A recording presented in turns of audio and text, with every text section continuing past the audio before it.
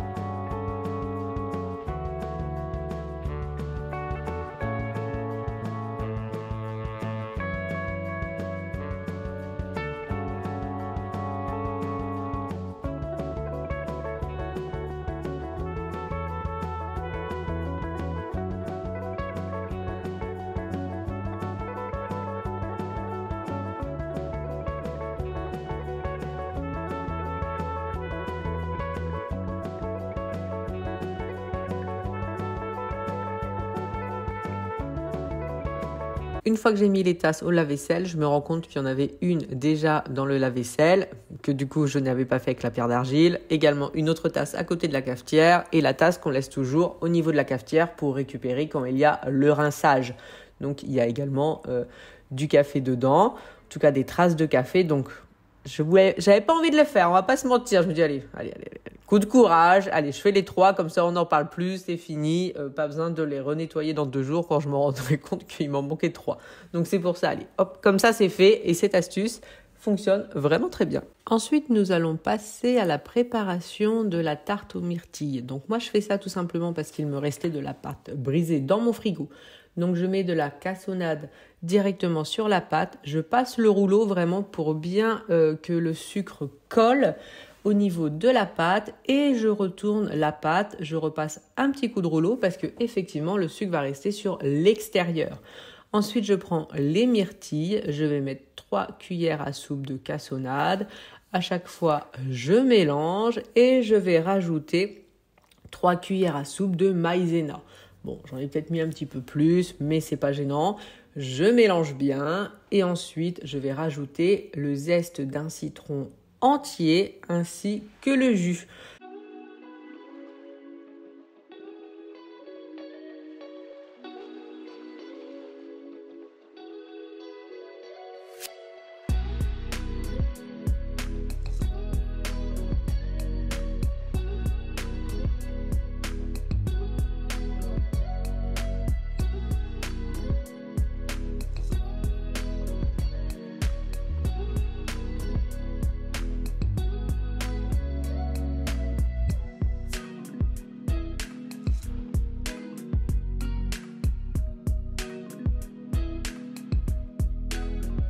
Ensuite, je mets tout directement donc sur la pâte. Je vais étaler les myrtilles vraiment pour essayer que ce soit plus ou moins mis de façon homogène. Et je vais rabattre les rebords de la pâte tout le tour. Et donc vraiment, je le redis, c'est bien le sucre en dessous pour éviter que la pâte détrempe. Ça, c'est vraiment très très important. Donc voilà, comme ça, comme il y aura du jus de myrtille, et ben, ce n'est pas gênant. Vous pouvez constater, là on a toutes les myrtilles qui sont vraiment à l'intérieur. Il y aura du coup la croûte, je ne mets même pas de jaune d'œuf parce que le sucre ça va caraméliser. Et du coup, surtout, le jus ne coulera pas en dessous de la pâte parce que si on ne fait pas ça, la pâte va absorber tout le jus vraiment et du coup, ça va être détrempé, ça va vraiment être mou, ça ne sera pas mangeable. Donc c'est pour ça, c'est vraiment important de mettre le sucre en dessous. Et puis, c'est vrai que c'est méga rapide comme préparation. Vous voyez, j'ai même pas mis 10 minutes, hein, c'est vraiment l'air de dire. Ensuite, j'ai plus qu'à enfourner dans le four que j'avais fait préchauffer à 180 degrés. En cuisson, il faut 45 minutes à surveiller plus ou moins. Moi, j'ai laissé 45 minutes, mais bon, à regarder les 5 dernières minutes pour pas faire trop cuire, tout simplement. Moi, je lance le minuteur avec Alexa, comme ça, ça se fait tout seul. Et bien sûr, je range tout ce qui traîne.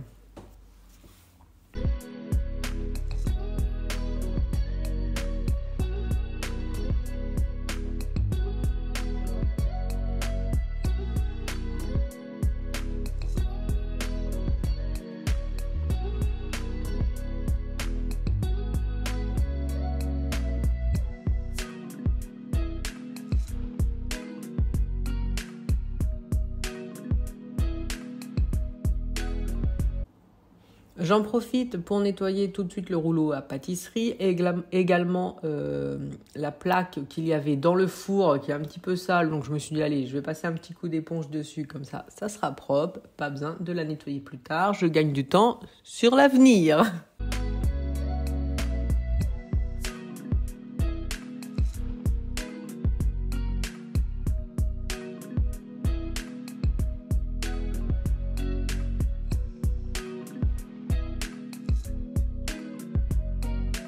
Et pendant que la tarte chauffe, en tout cas cuit, je vais nettoyer les façades car il y avait des traces de doigts au niveau des poignets, au niveau du four. Alors pour ça, moi je mets juste de l'eau très chaude dans l'évier avec un produit pour nettoyer les surfaces, une microfibre et voilà, je nettoie. Je mets pas beaucoup de produits, comme ça, pas besoin de rincer et ça m'enlève toutes les traces. Par exemple, les meubles du haut, c'est surtout des traces de doigts. Et les meubles du bas, je vais avoir par exemple des résidus de sucre ou de farine. Ça arrive parce que des fois, quand on cuisine, il y a toujours un petit peu de choses qui tombent ou des coulures qu'il pourrait y avoir. Donc de temps en temps, dès qu'on remarque que ça commence à un petit peu salir, autant le faire parce que si on attend trop longtemps, ça, voilà, tout ce qui est aliment qui a pu aller sur les façades, si ça reste longtemps, ça croûte, c'est long à enlever. Alors que là, c'est vraiment un petit coup de microfibre. Ça m'a pris 5 minutes et donc je fais vraiment toutes les façades, que ce soit celle-là et également celle de l'autre côté. Et bien sûr, j'en profiterai pour faire rapidement le frigo.